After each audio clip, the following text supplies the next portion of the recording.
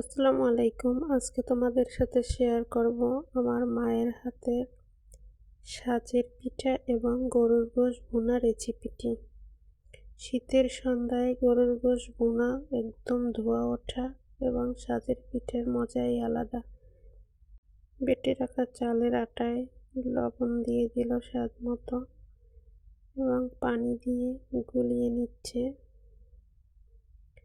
হাত দিয়ে ভালোভাবে মেখে নিতে হবে যেন দলা না থাকে। এবার পরিমাণ মতো পানি দিয়ে গোলাটা তৈরি করে নিল। এবার দেখছিল যে গোলাটা ঠিক আছে কিনা, আরো পানি লাগবে কিনা। একদম পারফেক্টভাবে গোলা তৈরি হতে হয়, না হলে পিঠা ফুলে ওঠে না, ভিতরে কাঁচা থাকে। ভালোভাবে বারবার দেখে নিচ্ছিল যে গোলাটা ঠিক আছে কিনা। দেখছিল যে আর একটু পানি দরকার, তাই পানিটুকু আবার দিয়ে নিল এবং চুলায় সাজ বসিয়ে রেখেছিল। একটু তেল দিয়ে পুরো সাজটা ভালোভাবে মুছে মুছে নিল। প্রথমটায় এভাবে তেল দিয়ে নিতে হয়, না হলে পিঠাটা উল্টিতে চায় না, আটকে ধরে থাকে। পুরো সাজটায় এভাবে একটা কাপড়ের সাহায্যে তেল দিয়ে নিচ্ছিল। এবার পিঠা দিয়ে দিচ্ছে।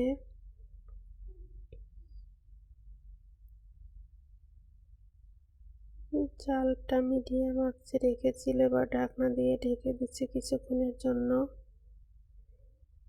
সাথে গরুর গোশ পাশের রাইস কুকারে বসানো ছিল। এবার ঢাকনা তুলে নিচ্ছে। পিঠাটা হয়ে আসছে, এবার তুলে নিবে।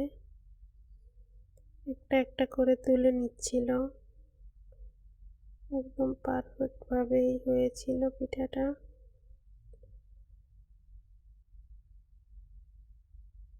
এটাকে অনেক জেলায় কাঁচি খোঁচা পিঠাও বলে, আবার সাজের পিঠাও বলে। এবার আরো দিয়ে নিচ্ছে। শীতের সময় মার কাছে থাকবো, মার কাছে থাকবে আর পিঠা পুলি হবে না, এটা কি কখনো হয়? যার মা আছে সেই আনন্দটা পায়, যার মা নাই সে হয়তো পায় না, আবার অনেকে পায়। সবটাই ভাগ্য, আসলে বিধাতার লিখন। সবার ভাগ্যে সবকিছু থাকে না, মন খারাপ করার কিছুই নেই। আল্লাহ যা করে সব কিছুই বান্দার মঙ্গলের জন্যই করে। এবার এভাবে আরো কিছু পিঠা ভেজে নেওয়া হচ্ছিল, আমিও মার সাথে সাহায্য করছিলাম। এভাবেই আস্তে আস্তে আমরা অনেকগুলি পিঠা তৈরি করে নিলাম। সব পিঠাগুলো দেওয়ার সাথে সাথেই ফুলে উঠছিল এবং সুন্দরভাবেই হয়েছিল। মায়ের হাতের সব কিছুই সুন্দর হয়, আমরা করতে গেলে একটা পিঠা পুড়ে যায়, একটা হয় না, একটা কাঁচা থাকে। আবার ঠিকভাবে গোলাটাও তৈরি করার ব্যাপার আছে, অথবা সেটাও সমস্যা হয়, তাই এরকম হয়। আর এগুলো একদম পারফেক্ট হচ্ছিল, সবই একরকম। এভাবে করে পিঠাগুলো ভাজা হয়ে গেছে। এবার আমরা খেতে বসবো, সবাই একসাথে খাবো। এটাই হলো ফাইনাল লুক।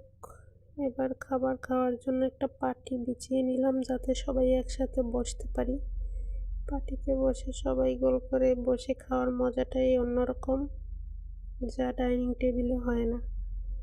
তাই একে একে বেড়ে নিচ্ছিলাম, পরিবেশন করছিলাম, সবাই চারপাশে বসছিল। অনেক মজা হয়েছিল, খাবারটাও খেতেও মজা হয়েছিল।